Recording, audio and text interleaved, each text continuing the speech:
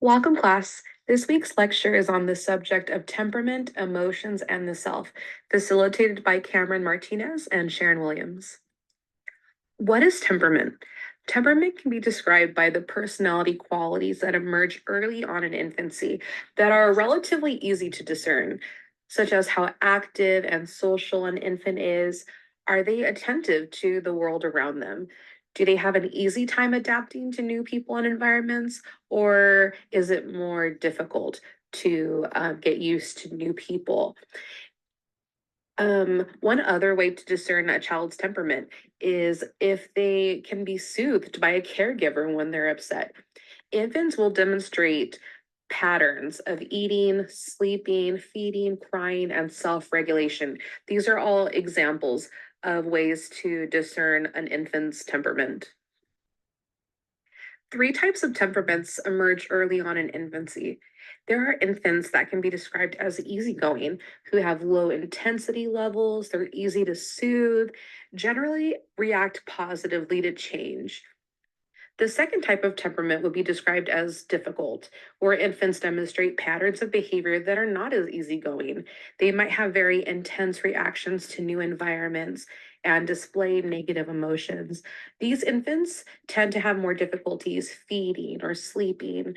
Infants that are described as slow to warm temperaments might display negative emotions at first, but slowly begin to adjust to new situations. What are some factors that might affect an infant's temperament? The first one is biology.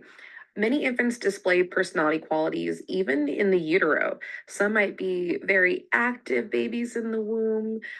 They might have positive reactions to their mother's voice, while some fetuses might be more irritable and demonstrate negative reactions to maybe a mother's stress levels. Another factor is attachment. If an infant is already displaying difficult or slow to warm temperament traits, a caregiver, if they are unresponsive, it could create more feelings of insecurity and might increase those temperament behaviors. Another factor in temperament is personality. Infants can express all types of behaviors, such as being very social or maybe antisocial, and possibly feelings of anxiousness. The next section we will be discussing is theories about emotions. There are many theories about emotional development in infants and toddlers.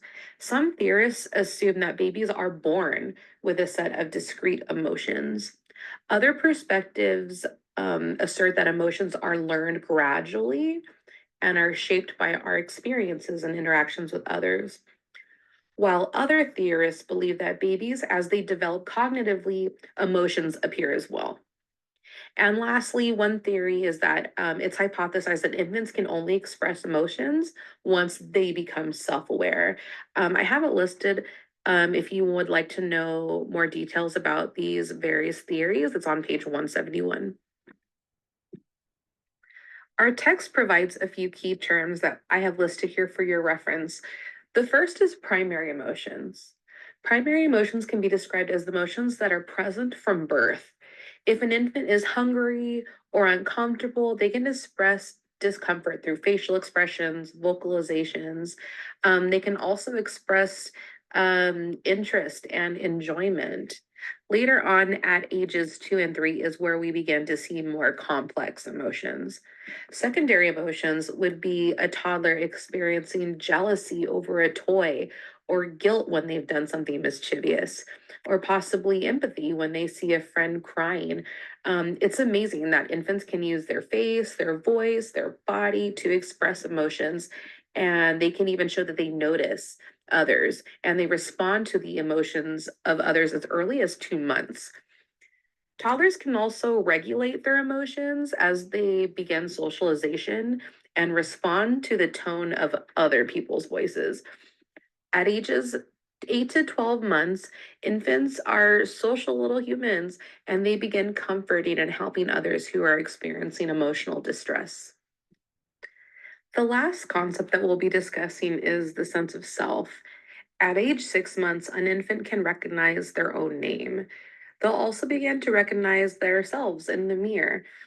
One of the key terms in our text is self referential language, which is when toddlers begin to refer to themselves as me, myself, or saying that something belongs to them. Around age 2 is when they also begin to develop um, a sense of consciousness, where through socialization, they begin to modify their own behaviors.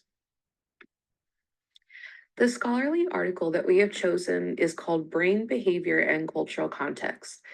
It offers insight into various theories about emotional development in infants, including the theory about how infants are biologically hardwired with emotions, as well as the environmental and social influences on emotional development and self regulation.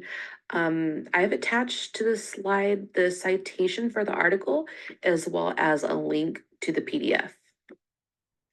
Thank you so much for watching this presentation and letting us facilitate a conversation about temperament, emotions, and the self.